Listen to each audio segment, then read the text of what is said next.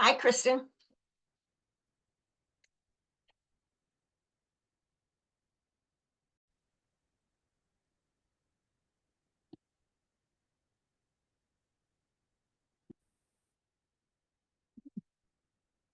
Number of people.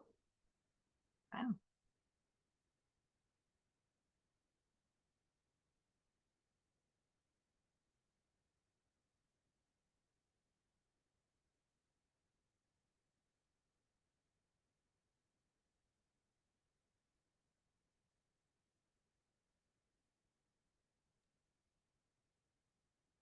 Ready? Hello, everybody. Thank you for joining us today. It looks like we have a good group here with us the day after St. Joseph's Day, but we can still wish you a happy St. Joseph's Day. We're going to be talking today about our 375th anniversary year, but as always, we'll begin with our prayer. So if we could just ask Lisa, thank you, to put that up on the board. So we begin, as we have been beginning all of our sessions together, with this, the consensus statement. So I'll just read it for us. Stimulated by the Holy Spirit of love and receptive to the Spirit's inspirations, we move always towards profound love of God and love of neighbor without distinction, from whom we do not separate ourselves, and for whom, in the following of Christ, we work in order to achieve unity of neighbor with neighbor and neighbor with God.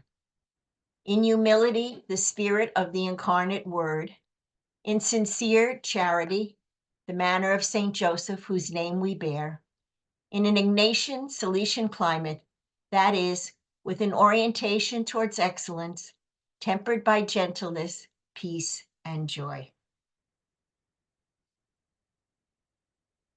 And today we look at Maxim 4. Live as much as you can in such a way that your life, in honor of the Holy Spirit, may be a continual act of the most pure and perfect charity that you are able to practice towards God. And here is a way that a group of high school students translated that maxim. Keep your relationships sacred. It's all that really matters, right? So we'll take that thought with us today. And again, thank you for being with us. I'm Mary Ellen Kane. I'm the Executive Director of the Federation. And I want to welcome you to this Dear Neighbor series when we're going to be talking about the 375th anniversary of the founding of the Sisters of St. Joseph. And as you know, we were founded in Le Puy in 1650. So this October, not this October, October 2025, when we celebrate Founders Day, it will be our 375th anniversary. So we want to take a year from October 2024 to October 2025 to celebrate that special year. And we will begin in October 2024 with a special celebration of Founders Day, which we will do by Zoom. Last year and the year before, we had over 1,000 people who joined us for that celebration of Founders Day.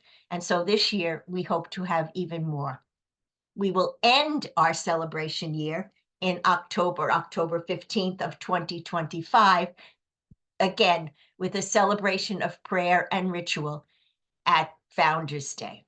In between, different congregations may have different celebrations, but we will be having a celebration together in July of 2025. I'll get my years straight.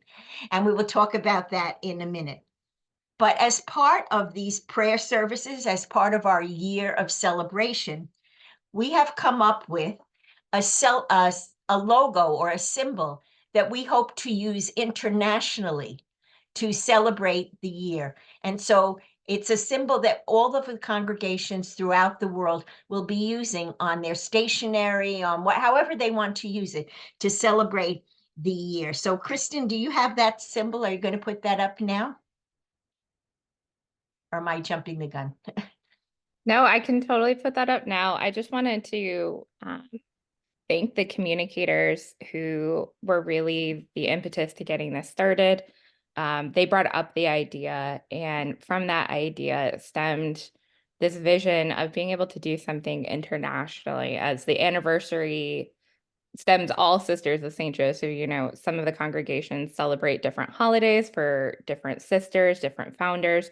This one is universal for us. And so we wanted to make sure that it was a universal vision and something that all of our international congregations can use, which is unique because this is really the first time that we are able to work in this way.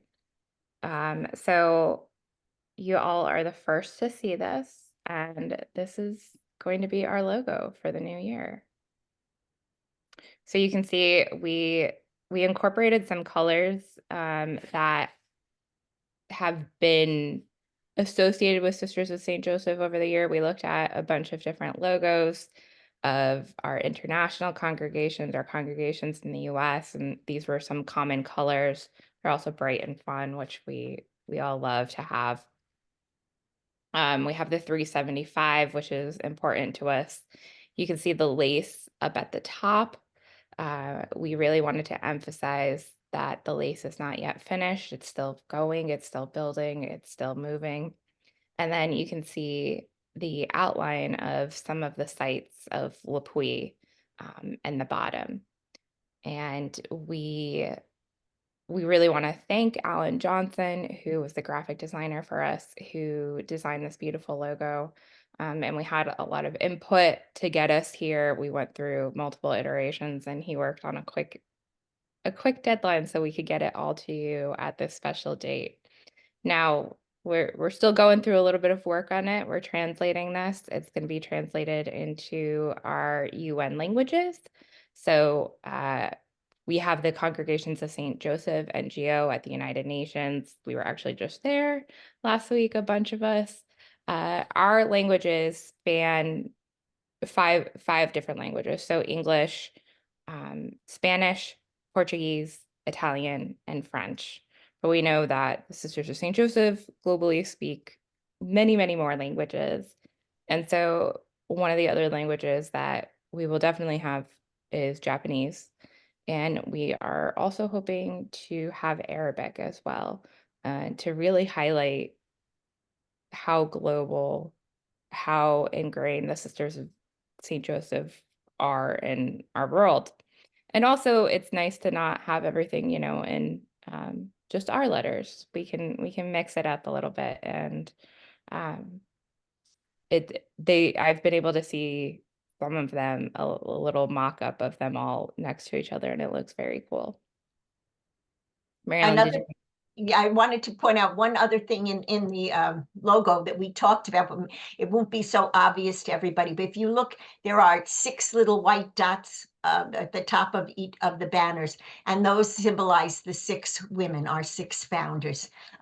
We wanted to get them in there some way, so the six little dots represent the six founding women. So again, thank you to Alan, who he listened to all of us, and we had millions of ideas, and that he was able to bring them down into this one graphic is really wonderful. So this will be the graphic that we'll use for the whole year. We will probably have a different graphic for the event, which I'm going to talk about now.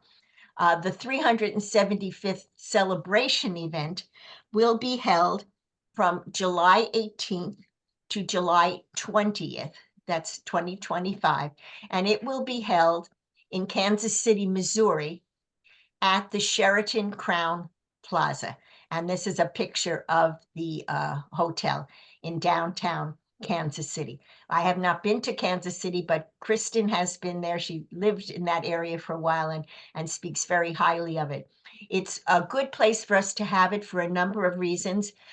When we work with Nix, who is our conference planner, they look at cities that are the most affordable for us. And this was one that came up to be affordable for us, and also they were able to accommodate our numbers. But also, we do have local communities in that area, and so that's really important to us that we have people nearby who can help with hospitality and arrangements for us. So we are very glad that there is a local community there in Kansas City that can help us. The last event that we had in 2022, we had 542 people, no, 452 people, got my numbers mixed up, in person. And we had well over 1,000 people who chose a virtual option. We really aren't even sure how many were on the virtual option because we had 1,000 sign-ins, but some of those sign-ins had 10 or 12 people watching on the same device, or were a mother house community, or perhaps an assisted living community. So we know we had more than 1,000 people who joined in virtually.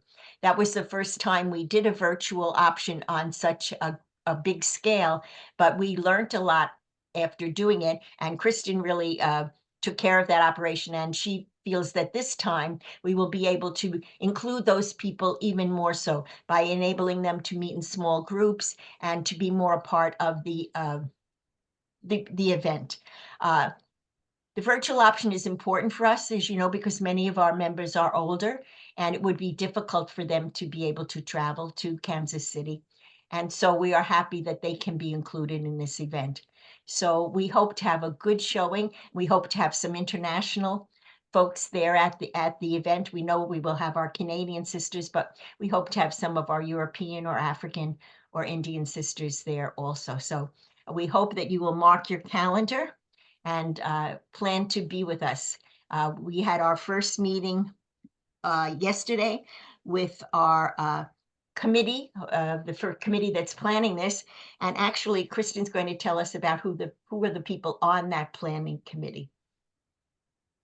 Yeah, and I also wanted to add a little bit about the celebration event itself, that we are lucky that we, like Marilyn mentioned, that we do have communities there.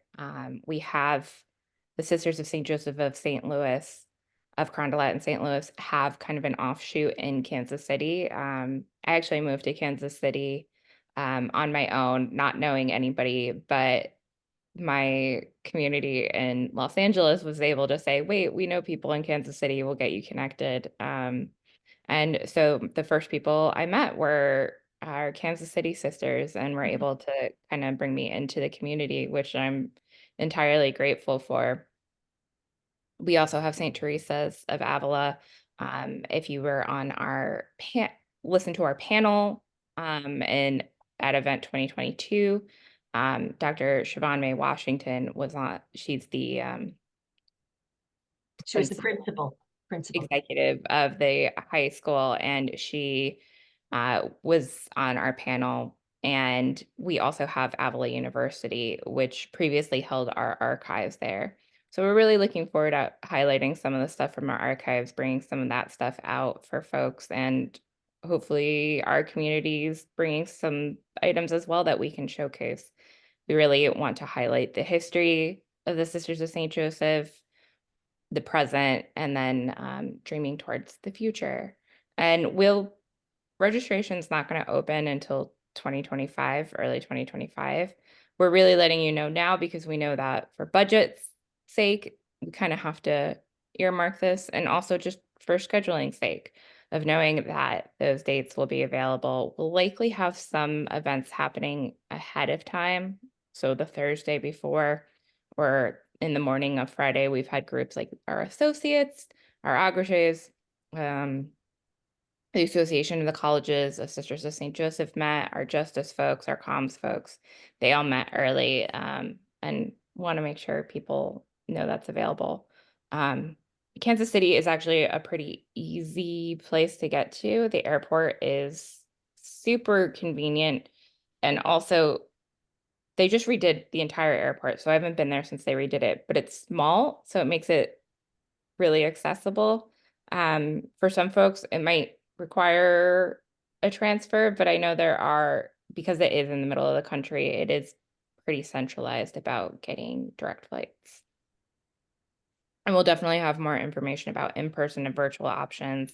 We were so delighted about some of the watch groups. Some of the groups, I think it was Baden, made signs and had photo booths, and I was just so pleased by the participation because we know that for some folks, this might actually be the first time they were ever able to access an event, and we want to be able to continue to build those relationships. And we really made sure that we had a wide breadth of experience and association to the charism on our committee. So we have the Federation staff, which includes me, Sister Mary Ellen, Lisa, who's on this call, and Stella.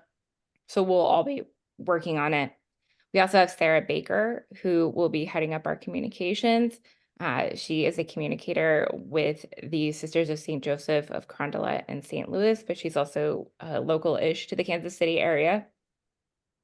We have George DeJesus, who's with the Brentwood community, and he'll be doing a new role that we've established, and that's going to be engagement. So that's going to be making sure that folks know about this and also that folks can stay engaged.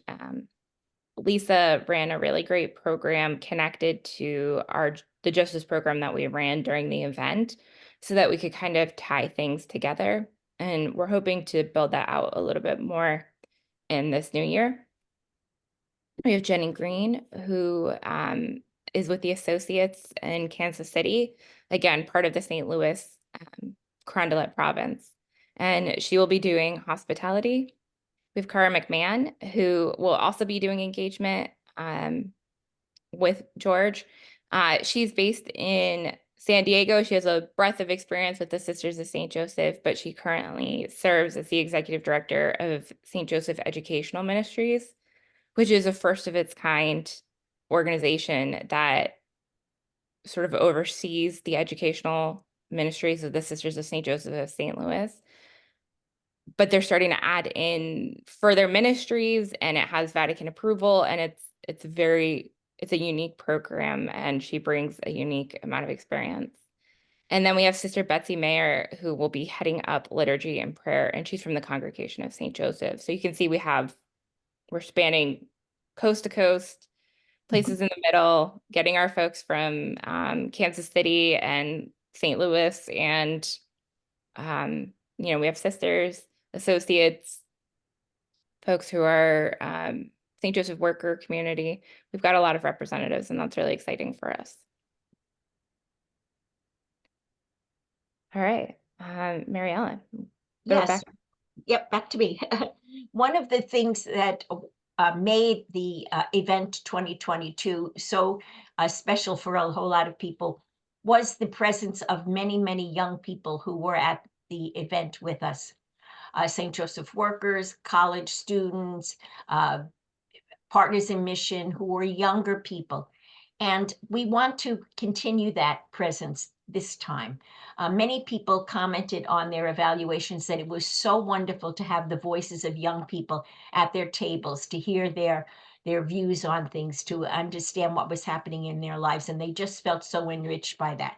So we want to make sure that happens this time. In order for that to happen, we have to be able to provide financial assistance to many of these younger people so that they can come. We were able to provide last event $30,000 in scholarships for young people to attend the event. And we hope to be able to do that or more this time. In order to do that, we have to raise money through corporate sponsorships.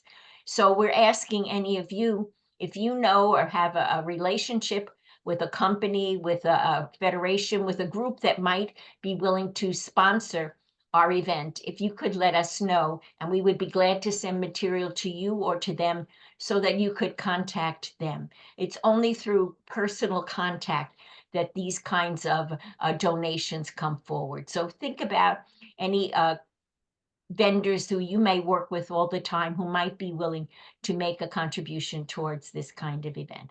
And we would be very happy to send you materials so that you can pass it on to them or contact them. But it also keeps our costs down in general.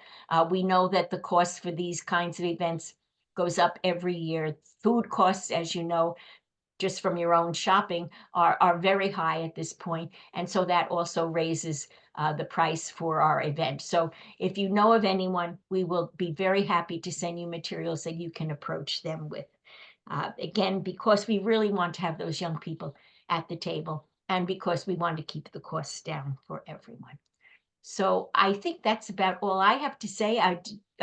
Kristen, do you want to we want to ask questions before we go to the dear neighbor. Do any of you have any questions or comments that you would like to make about the event? We hope you will all be there and bring your friends, and we'll have a wonderful celebration. So, and any questions from anyone? I can't really see the whole group, so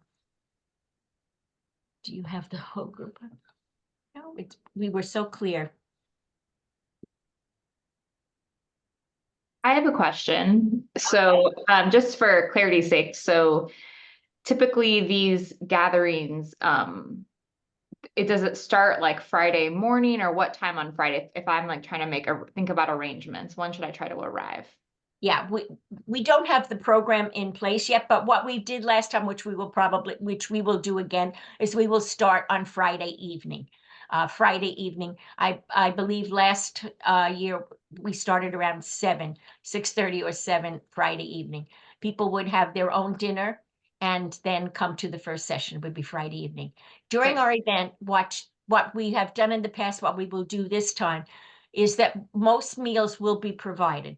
We will provide breakfast, lunch, and dinner on Saturday and Sunday.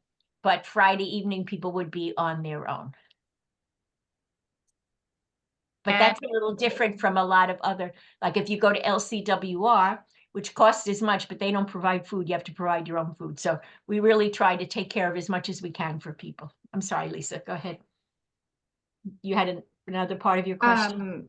Yeah, Kristen, I was wondering if you could say, just to clarify again, when do you think registration will be open? I'm sure people are excited to hold the date. But do you have any sense, like generally, when we should be on the lookout for that? I think we'll probably keep a similar schedule as to what we did last year. 2 years, the time is weird. 2022 feels like it was yesterday when we had held the event, but essentially we held a information session in January. I believe in February we opened up registration, and then from there I think we held it open till about April. Okay, so and we early had 2025. early 25. I will say that we did have early bird specials, and we had specials for people who are members of the U.S. Federation of the St. Joseph. Now, sisters are members because your congregations pay membership dues for each of you. But if you are not a sister, we have a membership program where it's $50 a year to be a part of the Federation, and you get discounts on things like the attending the celebration event, which we were able to offer a pretty good discount for. Yeah. And as Kristen said, we will again, so watch for the registration because we will have an early registration. There will be a reduced cost for early registration. So we hope that people will register early. And why do we do that? Because that helps us to know how many rooms we need to have in the hotel and how many meals we need to provide for. So the earlier we have that information, the better for us. And it does keep our costs down. So thank you for being attuned to that. Okay. Anything else? Well, it's a wonderful year to celebrate, and we hope that there will be many ways and opportunities for you to celebrate with the Federation and also with your individual congregations. And as Kristen said, we are also celebrating with the international community, and that is a wonderful experience for all of us, but we haven't been able to do that in the past. And so we were really excited about doing this.